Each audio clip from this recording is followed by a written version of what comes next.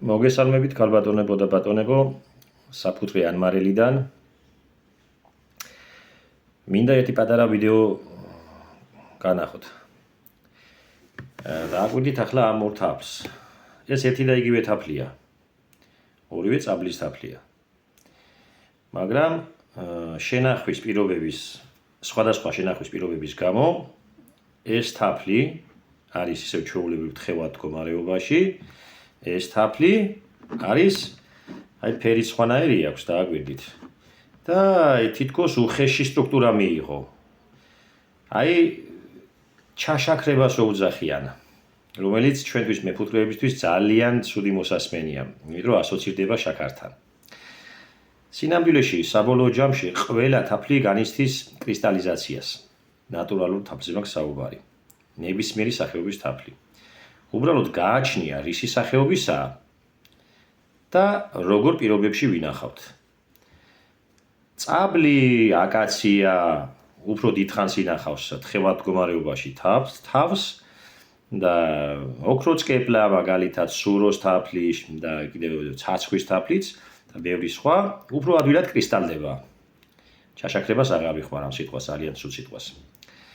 ამიტომ მომხმარებელმა მეფუტკრეებმა იციან და მომხმარებელმა უბრალოდ კლიენტებმა, მოყვარულებმა რომ იცოდნენ განსხვავება, აუხსნი მათ, რომ როგორ პირობებში შევინახავთ თავს, იმის მიხედვით ის ან ძალიან ადრე დაკრისტალდება, ან ცოტა მერე დაკრისტალდება, მაგრამ აუცილებლად დაკრისტალდება.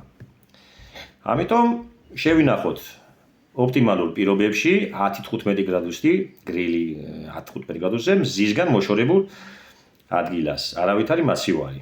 სიცივე კიდევ უფრო აშკარებს კრისტალიზაციის პროცესს და მალე დაგვიკრისტალდება.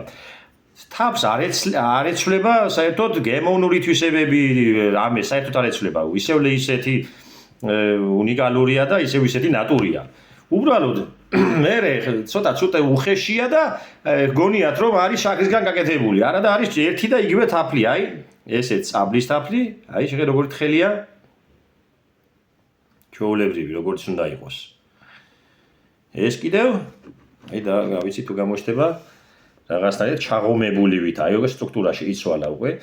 დროთა განმავლობაში ეს კიდევ უფრო შეიცვლის.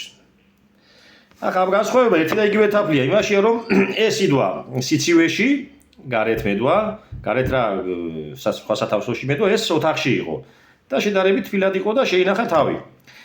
ამიტომ ქალბატონებო და ბატონებო, ძალიან გთხოვთ, ნუ დავწავებთ პატიოსან მეფუტკრეებს ცილს, ეს რა თქმა უნდა ყველას არ ეხება, ვინც არ იცის უბრალოდ იმას ვეუბნები, რომ იცოდეთ, თაფლი, ნატურალური თაფლი აუცილებლად დაკრისტალდება.